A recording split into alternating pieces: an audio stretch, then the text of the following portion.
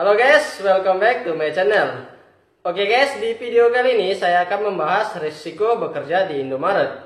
Jadi buat teman-teman yang ingin bekerja di Indomaret, sebelum teman-teman mendaftar, sebaiknya simak dulu video ini sampai habis.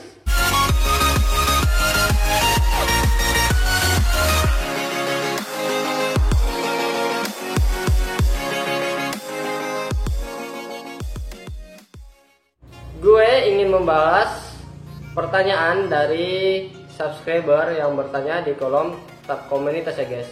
Sebelumnya kan gue ada share request for next update video ya guys.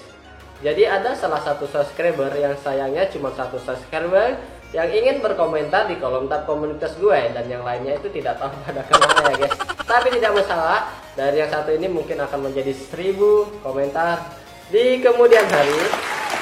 Jadi guys, komentarnya itu dia bertanya, bahas ini dong bang, resiko bekerja di Indomaret. Contohnya kalau barang hilang itu gimana bang, ganti atau tidak? Oke guys, jadi di video ini gue akan membahas resiko-resiko apa saja ketika nanti teman-teman bekerja di Indomaret.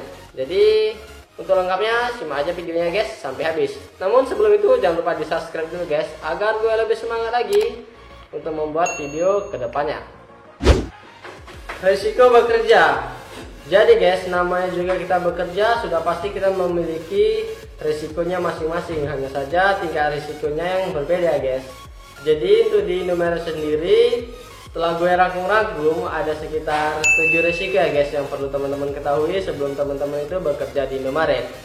Jadi daripada teman-teman mengeluh setelah beberapa hari bekerja di Indomaret, ternyata pekerjaan seperti ini, lebih baik teman simak terus video ini agar teman-teman mengetahui apa saja risiko bekerja di Indomaret dan agar teman-teman tidak mengeluh di kemudian hari.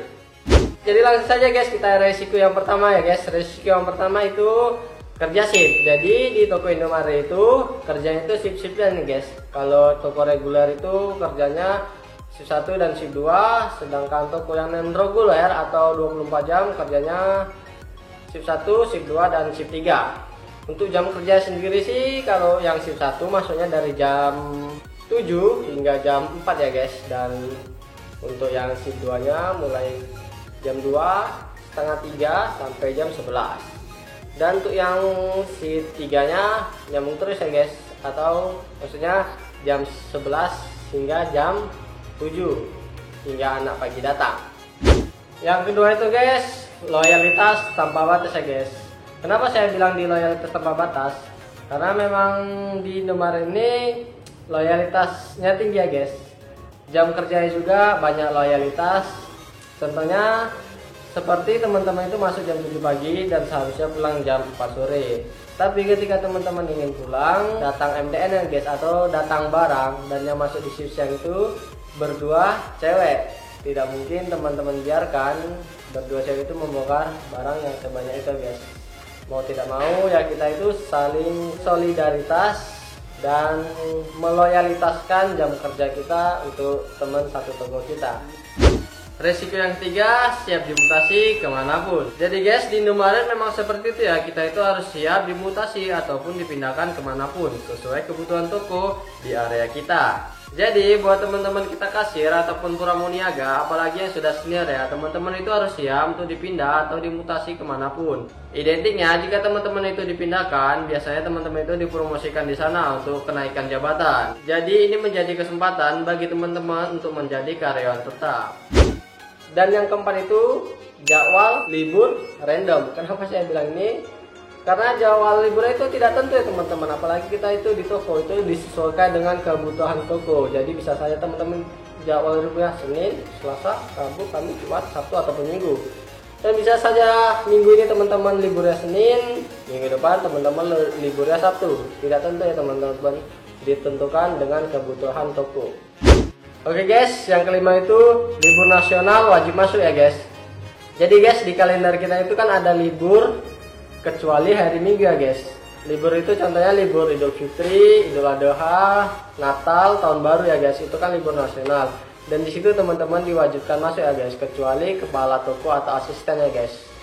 salah satunya ini wajib libur, asisten atau kepala toko, tidak bisa juga dua-duanya, dan yang lainnya itu wajib masuk. Tetapi ketika kita bekerja di hari libur nasional, gaji kita itu tidak seperti biasa guys. Contohnya kalau dibagi-bagikan dari gaji kita sebulan, gaji kita itu mendapatkan per harinya contohnya 100.000 guys. Maka ketika kita masuk di hari libur nasional, gaji kita bakalan menjadi 2 kali lipat lagi contohnya. Jika 100.000 menjadi 200.000. Jadi seperti itu ya guys. Ketika libur nasional kita tetap harus kerja, tidak bisa libur. Dan yang keenam ya guys, ini yang jadi pertanyaan subscriber, barang hilang atau rusak. Jadi guys, untuk barang hilang atau rusak ini, memang ketika barang hilang itu kita mengganti ya guys. Tapi menggantinya itu kita tidak sendiri.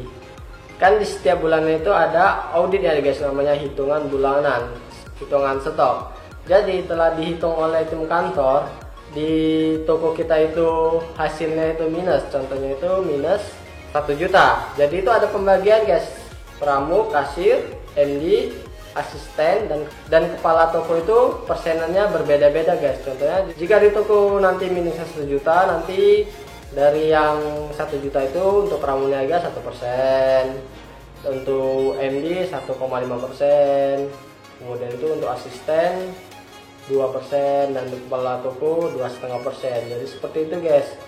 Setiap jabatan itu tingkat pembayarannya berbeda-beda, karena pun gajinya kan berbeda-beda ya kan guys. Dan untuk barang rusak sendiri ini ada 2 tipe ya guys. Memang rusak dari sananya atau rusak dibuat sendiri.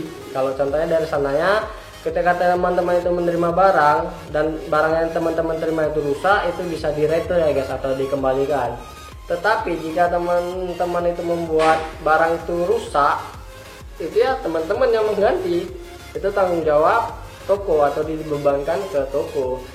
Rusak yang teman-teman sengaja itu seperti apa?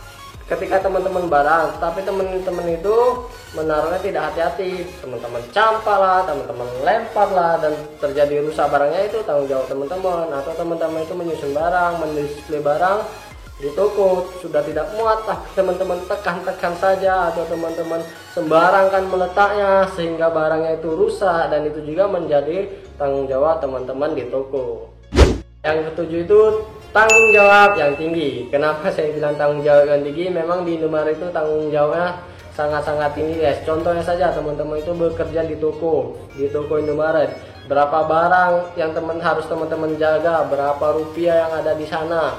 Kemudian uang setoran yang harus teman-teman setor setiap harinya, itu juga menjadi tanggung jawab teman-teman. Itu harus pas, tidak boleh kurang. Jika kurang ya teman-teman yang mengganti. Belum lagi nanti jika terjadi yang enggak ya kan, kita tidak sesuai SOP-nya, sudah pasti juga kita yang mengganti. Makanya kerja di Indomaret itu risikonya cukup tinggi ya guys. Tetapi guys, kerja di Indomaret itu bukan tidak ada untungnya guys, banyak juga keuntungan yang kita dapat guys. Apa saja bang keuntungannya? Dan untuk keuntungannya sendiri ini bakalan saya bahas di next video guys. Jadi buat teman-teman yang belum subscribe, jangan lupa di subscribe channelnya ya. Dan jika teman-teman menyukai video saya, jangan lupa di like dan share ke seluruh sosial media teman-teman. Sampai bertemu di video saya selanjutnya. Assalamualaikum warahmatullahi wabarakatuh. Bye.